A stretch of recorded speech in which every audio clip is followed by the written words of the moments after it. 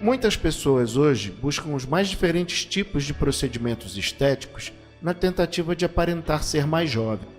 Porém, no vídeo de hoje, nós vamos falar de um homem que ganhou fama de ser imortal e de permanecer eternamente jovem. Vamos conhecer um pouquinho mais de Saint-Germain logo após a vinheta.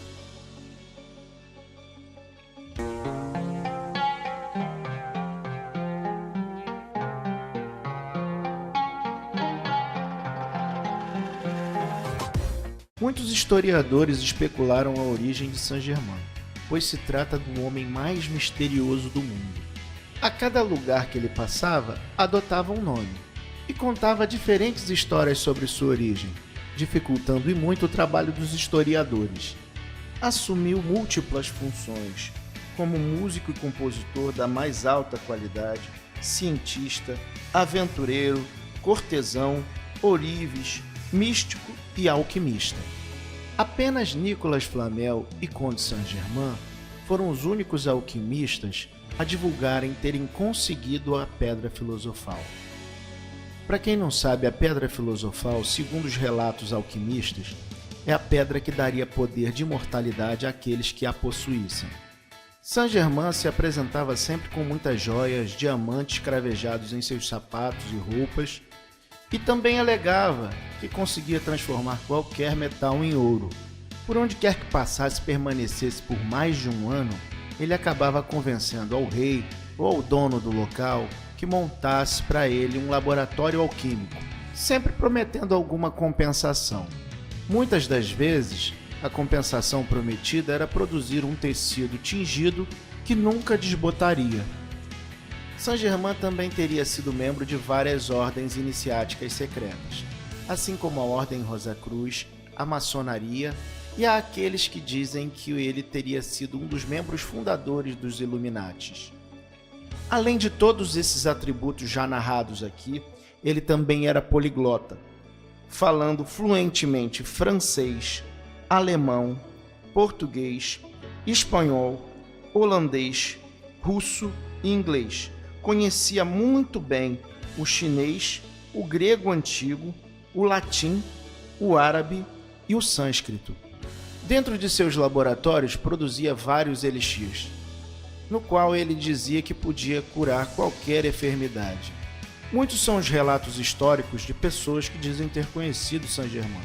Todas as pessoas que o encontraram o descrevem da mesma forma, como uma pessoa de 45 anos, muito bela. Apesar de vários relatos anteriores, os primeiros relatos fidedignos de aparições de Saint-Germain datam de 1743 em Londres. Além de ser cortesão, ou seja, estava sempre em meio à corte de onde quer que passasse, ele também ganhou muita fama como violinista, sendo considerado um grande virtuoso. Um romancista inglês chamado Horace Walpole o descreveu da seguinte forma: ele canta, toca violino e compõe maravilhosamente, mas é louco, falta-lhe sensibilidade. Muitos são aqueles que declaram que Saint-Germain seria louco. Pois como é que a gente pode admitir que um homem adulto e inteligente pode dizer que viveu mais de 500 anos, não é? Acho que até hoje, qualquer um que chegasse com essa narrativa seria considerado louco, não é mesmo?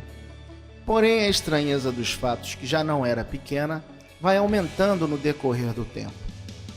Horace Walpole também descreveu sua aparência como sendo um homem pálido de cabelos extremamente pretos e barba. Se vestia magnificamente bem, com várias joias. Todos que o conheceram relatavam que ele era uma estranha e misteriosa figura, com uma personalidade extremamente magnética. Nesse período de tempo, ele conheceu Jean-Jacques Rousseau, o filósofo teórico político escritor e compositor autodidata suíço, que é considerado um dos principais filósofos do iluminismo e um dos precursores do romantismo. Rousseau, por sua vez, descreveu Saint-Germain como a personalidade mais fascinante e enigmática que já conheceu. Já em 1746, Saint-Germain simplesmente desapareceu, começando uma série de desaparecimentos e reaparecimentos em lugares diferentes. Em 1758, ele reapareceu em Versalhes, na França, onde ganhou a proteção do rei Luís XV. Rapidamente se tornou muito popular na corte francesa, onde é dito que distribuiu diamantes a todos. Por volta de 1760 ele deixou a França e teria ido para os Países Baixos, para São Petersburgo, justamente quando o exército russo estava para pôr Catarina Grande no trono.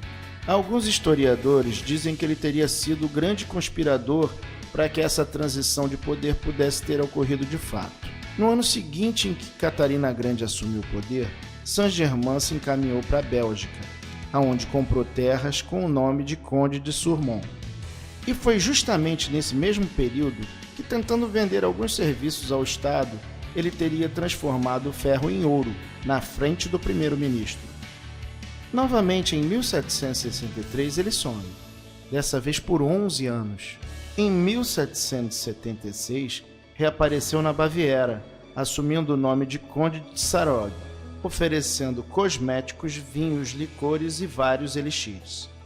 Ainda na Alemanha, com o nome de Conde de Weldon, que acabou ganhando mais dinheiro e ficando muito famoso com a venda dos seus produtos, dessa forma chamando a atenção do imperador Frederico, que o convocou para uma conversa. Para Frederico, Saint-Germain se apresentou como um grande mestre maçom.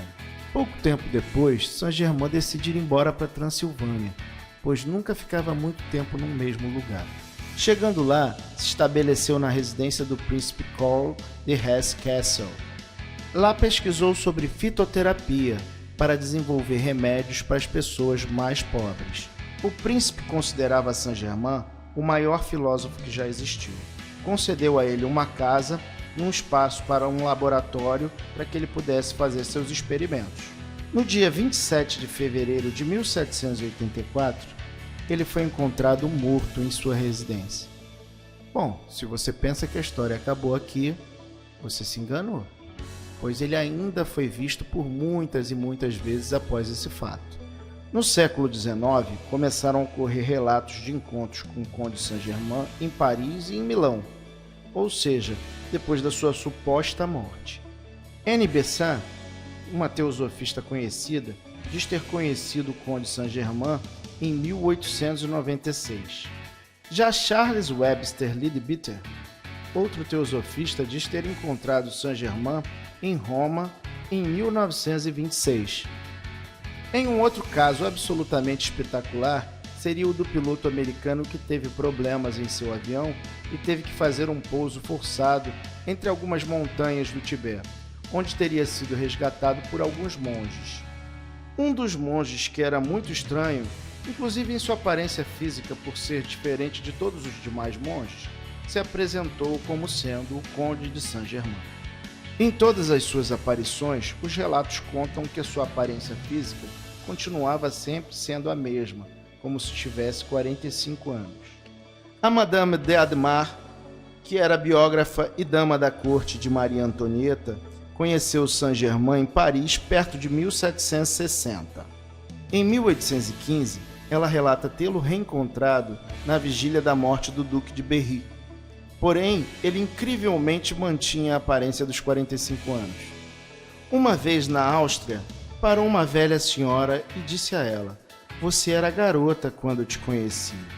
Só que o mais impressionante é que a velha senhora também o reconheceu. Porém, como era de se esperar, a senhora aparentou muito medo, pois à sua frente estaria um homem que ela conheceu em sua infância, que não teria envelhecido um ano sequer. Saint-Germain, com todas as suas habilidades e inteligência, não deixou muitos registros de sua passagem, porém escreveu um único livro, A Santíssima Trinosofia. Existe muito conteúdo nesse livro e muita coisa para se falar, mas acredito que isso seja um tema para um próximo vídeo. Se você gostou do vídeo, já deixa seu like e é só deixar na descrição aqui: quero mais um vídeo sobre Saint-Germain. É isso aí, pessoal, até o próximo vídeo.